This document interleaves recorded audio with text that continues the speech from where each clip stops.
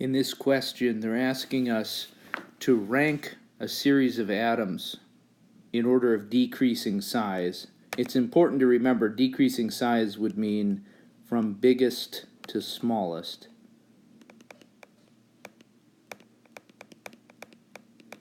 So in the first question, they give us vanadium atoms, both neutral vanadium and various ions.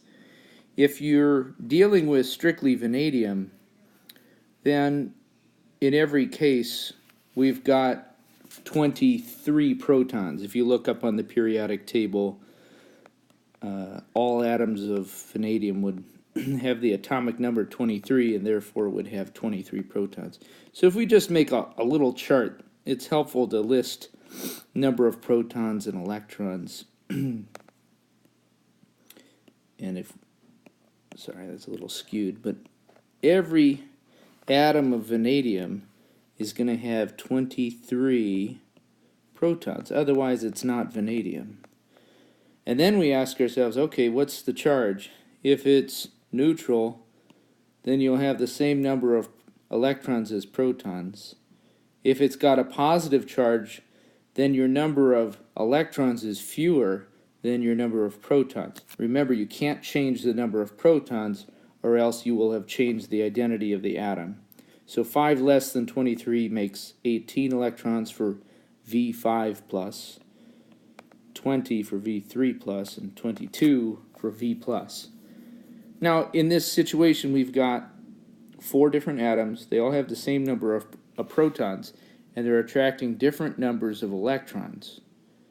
Remember that electrons are similarly charged, so the 23 or 18 or 20 or 22 electrons are going to be repelling each other.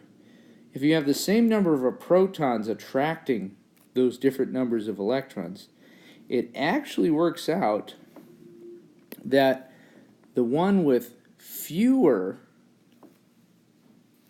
protons is going to be the smallest one because there's less electron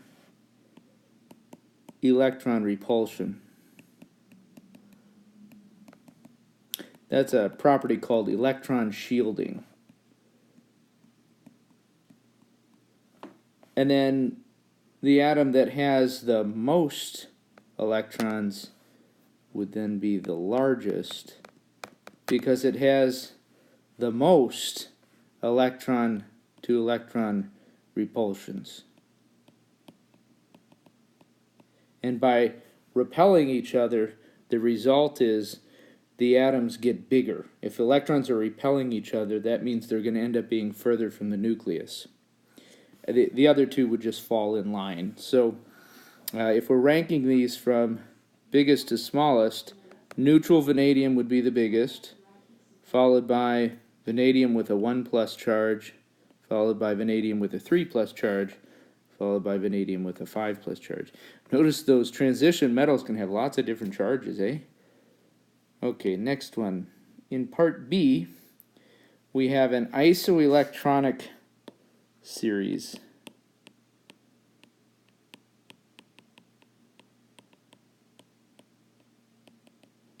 If you consider the number of protons and electrons in each of these elements, you would find that they all have 10 electrons. They all have a neutral neon electron configuration. And that's not surprising. All atoms, as they bond, are attempting to achieve a noble gas configuration. So every single one of these atoms will have 10 electrons. But what can differ, in this case, is the number of protons. Fluorine has an atomic number of 9, nitrogen 7, magnesium 12, and sodium 11. Now in this case, we're thinking about if you have the same number of electrons in all atoms, that means that the electron-to-electron repulsion would be the same. But if you've got more protons, that means that you'll have a better chance of attracting electrons. And if you attract the electrons the most, it's kind of like giving a big hug. If the nucleus will attract its electrons, the tighter it hugs those electrons, the smaller the atom will be, because it's the best at drawing the electrons closest to the nucleus. And then the contrary trend would be the one with the least protons, or maybe we should say fewest. Fewest protons would not attract the electrons and end up being the largest of the atoms. So if we're asked to rank these, I'd say from biggest to smallest, remember it's decreasing size, I'd say the nitrogen, followed by fluorine with 9 protons, followed by sodium with 11, followed by magnesium with 12. The next part, in part C, again, the reasoning is exactly the same as in part B. This time we have an isoelectronic series where every atom has an argon configuration. Same exact logic. We would just, sometimes I find it helpful to make a chart where we're tracking protons and electrons. We've got chloride, scandium ion, calcium ion, and phosphorus ion. These would all have, if it's an argon configuration, 18 electrons. But they'll have different numbers of protons based on their atomic numbers. So chlorine has an atomic number of 17, scandium 21, calcium 20, and phosphorus just 15.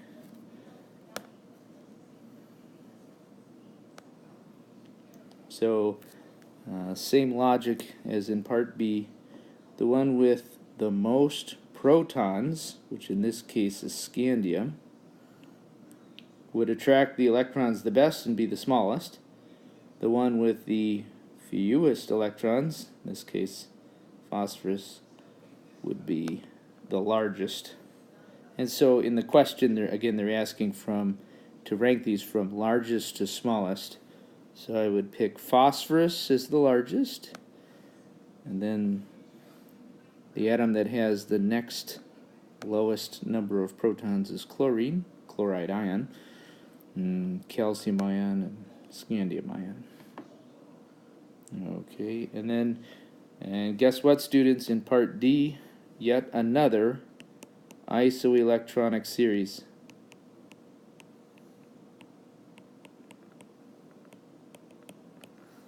And so, once again, we end up using the same reasoning as before.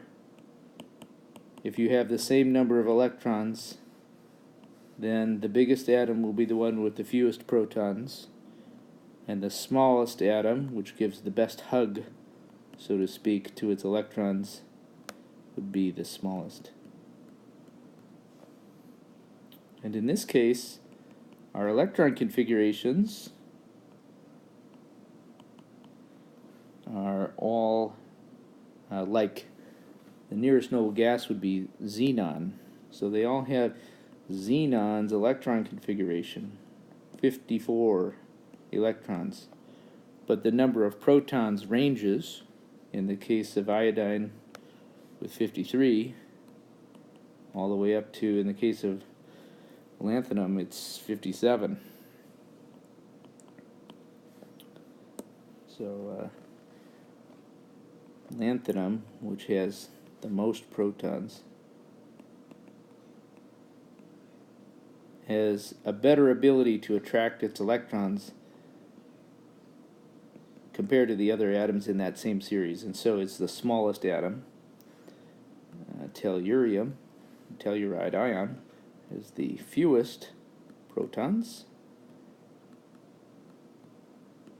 and to attract the same number of electrons, all other things being equal, telluride ion would be the largest. And the others would just fall in the same order. So Te2-, followed by I-, followed by cesium ion, followed by lanthanum ion.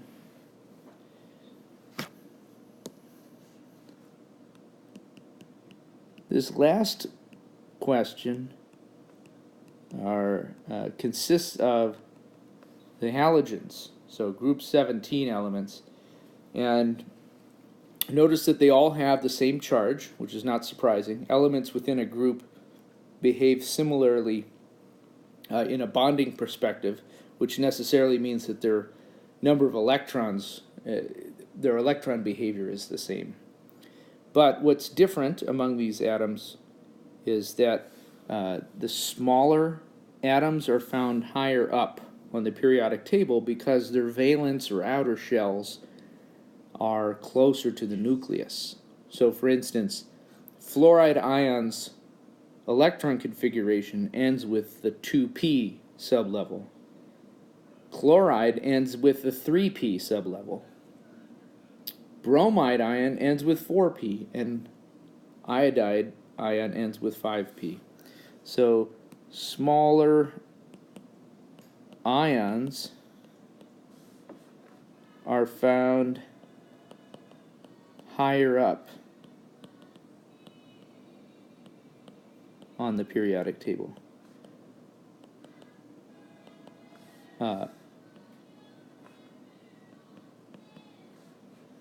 If their charges and group numbers are the same. So it's actually the same trend as atomic size. In this question, though, they're asking you to rank from biggest to smallest, decreasing size. So I'm going to start with the atom that's lowest on the periodic table. That's iodide, followed by bromide, then chloride, then fluoride.